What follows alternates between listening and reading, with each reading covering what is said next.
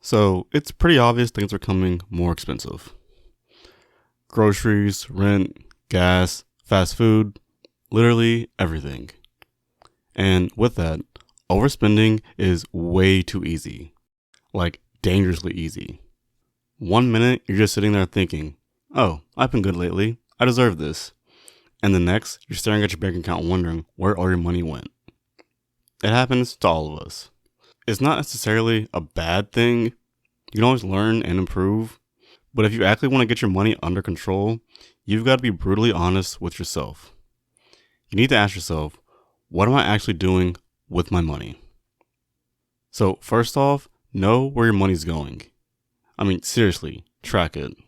It's crazy how fast you can spend $5 here, $10 there. It all adds up. You're not going to notice that $7 coffee once, but 5 times a week?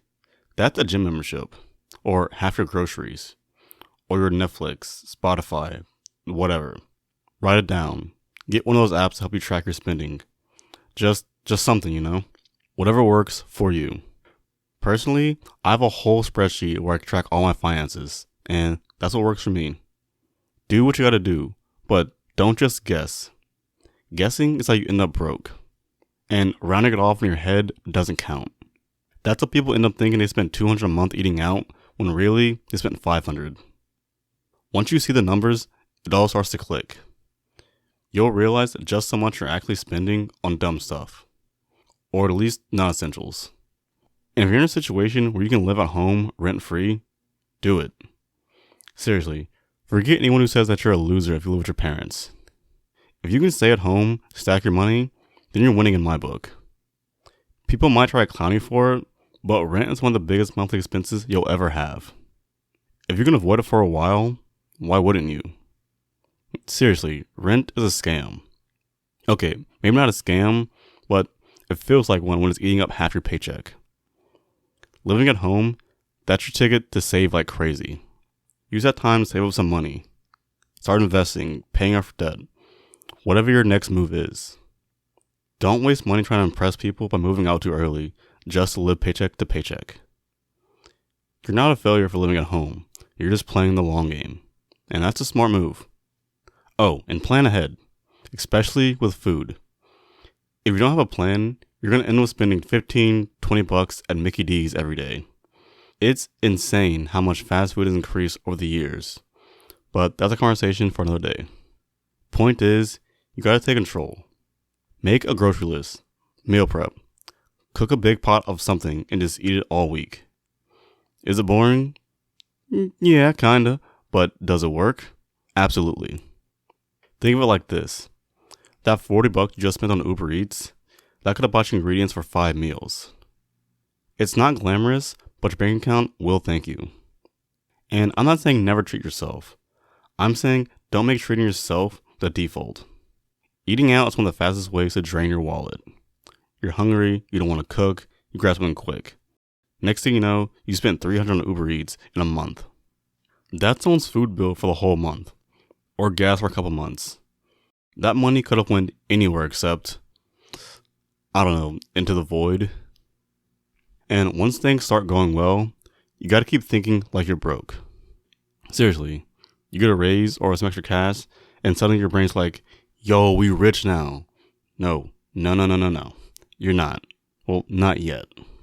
Lifestyle creep is real. It's what happens when your income increases and your spending goes up right up with it. Suddenly, you're not better off than you were before. You're just spending more to feel the same. Stay frugal.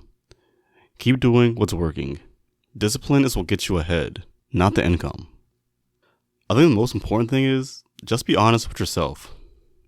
A lot of people live beyond their means and just pretend like it's fine. Like, oh, I'll figure it out later. But later usually sucks if you don't figure it out now.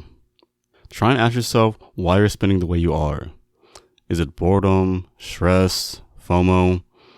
Get down to the reason why you spend the way you do. You can't fix things if you keep avoiding them. Getting your finances together starts with owning your habits. The good, the bad, and the ugly. And honestly, take time to learn from other people's mistakes. There's so much free content out there. You ever watch this dude named Caleb Hammer?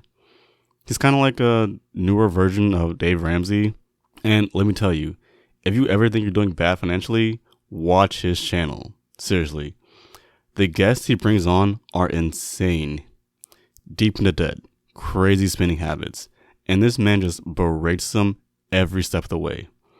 Just tears their budgets and spending habits apart. You'll hear some stories from people who are thousands, even hundreds of thousands in debt. And a lot of them have no clue how they got there. It's terrifying, but also a massive wake-up call. And it makes you reflect on your own habits. And it's not all jokes. He does give decent advice. So check him out if you want some good money habits. That way you can learn from their mistakes and don't become like them. Sometimes it's funny, sometimes it's sad, but it's always educational. Anyways, I know it sounds like a lot, and yeah, changing habits is hard at first. But once you get into the rhythm of it, it's actually kind of addicting. Saving money feels good. Having control over your finances feels amazing. And no, it's not about being cheap, it's about being smart. But yeah, that's the video. Like, comment, subscribe. Have a great day, night, whenever this finds you. I'm out.